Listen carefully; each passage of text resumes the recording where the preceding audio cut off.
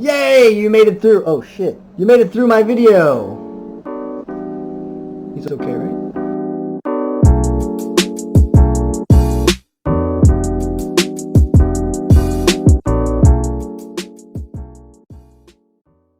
What's up, guys? Welcome to Mr. Panda and I's first official video. I am so excited. It's finally done.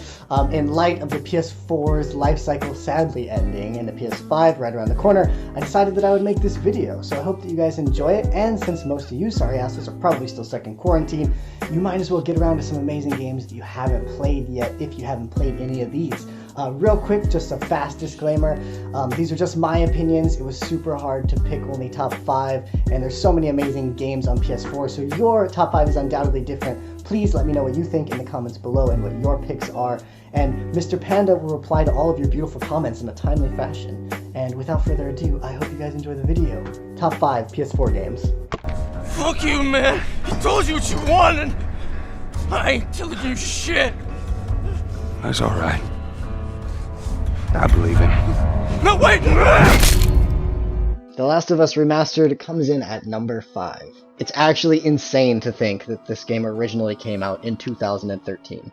What year is it? And I'm still putting it in a top 5's PS4 games list. 7 freaking years later. That in itself is a testament to how damn good this game is. It's still widely considered one of the greatest games ever made, and it really changed the landscape of gaming when it released. The remastered edition brought the game to the PS4 finally, at which point I just happily threw my money at Naughty Dog, as per usual. Shut up and take my money! And the game's beauty and gameplay was only improved. Even though I've beaten this game more times than I would like to admit, and even platinumed it twice, every time I go back to it, it still just blows me away with the quality of the game and how it successfully achieved what it was trying to do. What makes The Last of Us so special is that it doesn't just focus on gameplay, and it doesn't just focus on narrative. So many games focus so heavily on the gameplay, the dopamine dump of killing and shooting, or quest objectives, or whatever it might be, but lose track of the narrative, and some successfully weave it together, but not quite to the level of success The Last of Us does. Its story focus, alongside its incredible, addicting, and fun gameplay, is what makes it such a unique and special game. Every scene is so emotionally charged, it'll literally have you crying in the first 5 minutes, and then just dumbfounded and speechless in the last. It is over, Tess! They also weave the story into the gameplay incredibly well. The choice-based style gameplay, coupled with the unsettling realism, creates just a full level of immersion. And now that The Last of Us 2 is quickly approaching, I felt pretty obligated to make The Last of Us number 5 because it's a must-play for all PS5 owners, and still just such an incredible game, even after all this time. So if you have not played The Last of Us yet, absolutely consider downloading it and playing it, especially in this time of quarantine, because it is a frickin' masterpiece.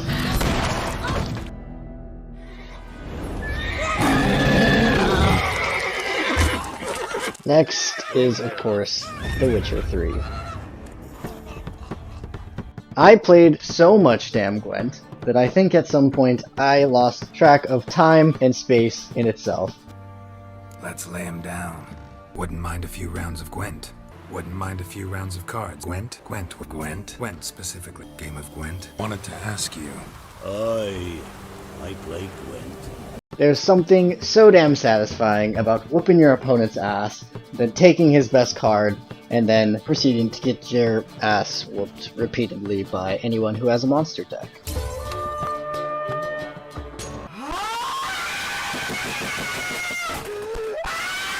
It's one of the best minigames ever introduced to a game, and it left so many people addicted. I literally felt like a crackhead most times, running up to every innkeeper I could see and asking him if he was up for a game of Gwent. Is this a 5 o'clock free crack giveaway? Gwent and other unhealthy addictions aside, between the dialogue trees, choices from romantic options... Geralt, I don't want to seem like a vindictive shrew, but that very bed is where you just happened to fuck a dear friend of mine.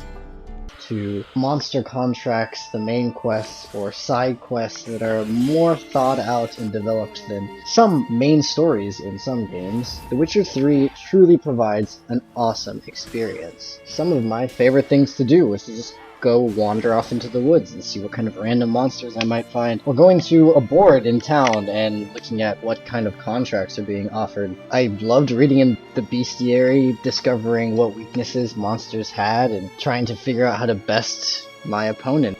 The amazing thing about the game is that you don't have to be scared if you never played the first two, or if you didn't read the books, or anything like that, because the game makes you feel very comfortable and welcome. It's very accessible. Or if you have read the books, or played the previous games, it's just only that much more satisfying, because there are things that you're cued into, that you understand more, and that they dive into without isolating a new player. Overall, The Witcher 3 is one of my all-time favorite games, and really quite possibly my favorite RPG ever made, which is why it lands here on the list.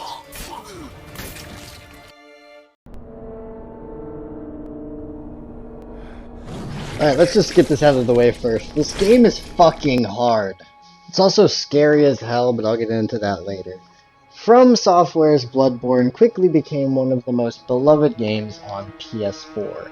And for good reason. It has a nightmarishly beautiful design that makes it simultaneously hard to look at and almost impossible to look away from. Bloodborne's objective is not really to be a horror game in that typical sense, with jump scares, dark hallways, or being stalked by Mr. X. And don't get me wrong, there's plenty of times in this game where you will shit yourself. Trust me, every time I encountered those crows, I shit myself. My house is full of shit! He shit everywhere! Look what he did! He shit all over the wall! Rather, the objective is to make you fear death itself. Because, well, you'll die. A lot.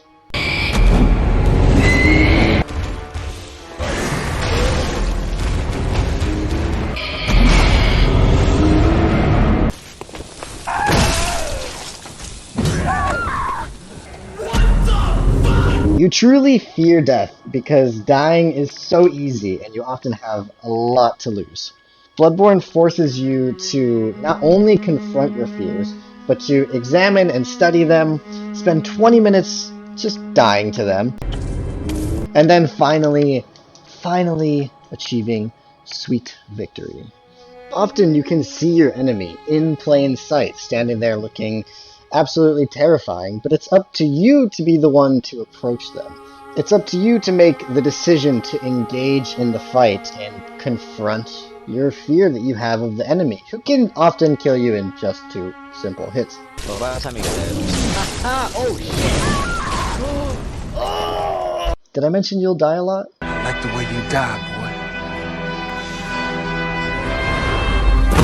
If Bloodborne is a game that you've been putting off, or that you put on the shelf because it was just too damn hard, I highly encourage you to revisit it, because it is easily one of the best games of the PS4's life cycle.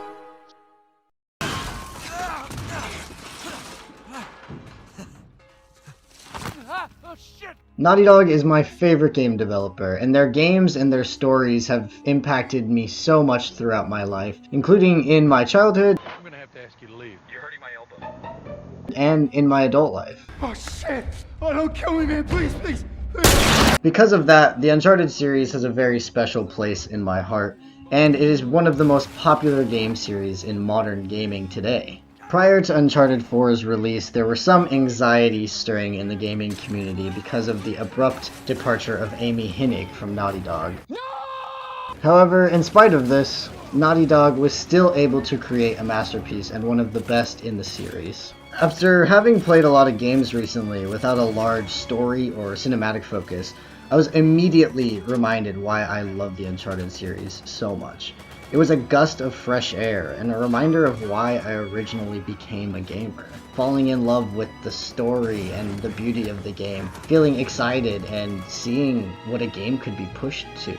Just feeling like you're in a different world. The story is rich and full of history, the characters are charming, and the gameplay is exciting and gorgeous. Okay, mango. What are you on about? What's my safe word? Uncharted set a new standard for storytelling, and somehow made you feel 10 times more badass than Indiana Jones.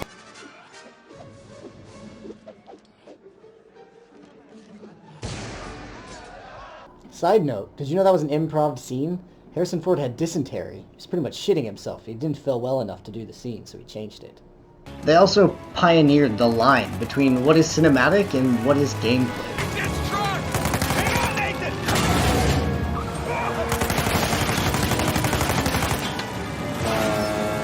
Something that I've seen so many games try and fail at in the past. Start running power and data links first, then move to secondary comm traffic. Got it. I'll follow up with their engineers later. What the fuck happened? Hey! And it's something that's really improved some other games. Uncharted 4 was honestly a really emotional game for me, and I think a ton of other gamers too, because we knew it was the last moments that we would have with these awesome characters that we've really grown to be attached to.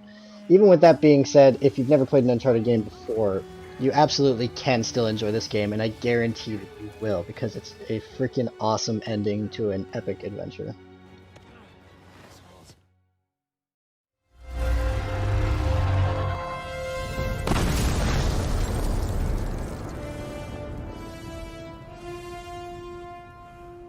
Santa Monica really did the impossible with God of War and took a dying series that was in much need of revitalizing and completely flipped it on its head. Something that I desperately wish other games and game studios would try and do.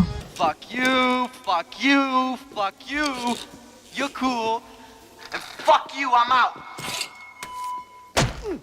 This time, instead of venturing through Greece, well, because you've killed all the gods already, in case you forgot, you're traveling through Midgard and exploring Norse mythology with your son, Atreus, or as he likes to refer to him as, Boy. Boy. Boy. Boy. Boy. Boy. Boy. Boy. Boy. Boy. Boy, read this. Boy, what's that say? Boy. Boy. Boy, Atreus? Santa Monica lost nothing by completely going in a new direction. In fact, they've retained everything that were corner pieces to the original God of War series. The badass weapons, Well, that was a waste of a perfectly good hour. the awesome power-ups, Ooh, not that. and of course the epic scenes where Kratos is ripping something's face off or sending it through, I don't know, like 3 mountains. Who is it? Who are you finna find? It's a vast and gorgeous world. In fact, arguably the most beautiful game that is currently out right now. I mean, just look at this game. Holy shit. Is he friendly? Boy. They were able to do open world without shoving open world down your throat. So, no tedious towers to climb to explore and see new areas, or the same damn redundant side quests over and over and over again. Everything has a purpose and can stand independently alone. And you want to explore, you want to row in your boat across Midgard because there's a talking severed head that literally tells you some of the best stories I've ever heard in my entire life. I'd spit in your face too. Aye, lad. So would I. I'm not kidding, you'll literally sit in that boat for entirely too long just listening to this talking head. It's amazing. I know that I've said a lot of games on this list are must-plays, and they all really are. I think that you should play them all if you haven't already. But God of War is truly the current pinnacle of gaming. It really is an example of what video games and storytelling are currently capable of. It's a beautiful story, and it's such an exciting adventure, so if you have a PS4, definitely make some time to get around to God of War, because it is, in my opinion, the best game on the PS4. For now, at least. Well, there it is, guys. Mr. Pen and I's top 5 PS4 games, at least out currently. We'll see if that changes in the next couple months or so. I have a feeling it might. I really hope that you guys enjoyed the video. We worked super hard on it. So if you did, please tell us what you liked, what you didn't like. Be nice about it, of course. And yeah, I'm really excited to make some more videos. If you guys have any ideas of what you would want to see, please let me know also in the comments below. And I hope you guys have a great day. Please keep your hands clean and stay safe. Okay, bye!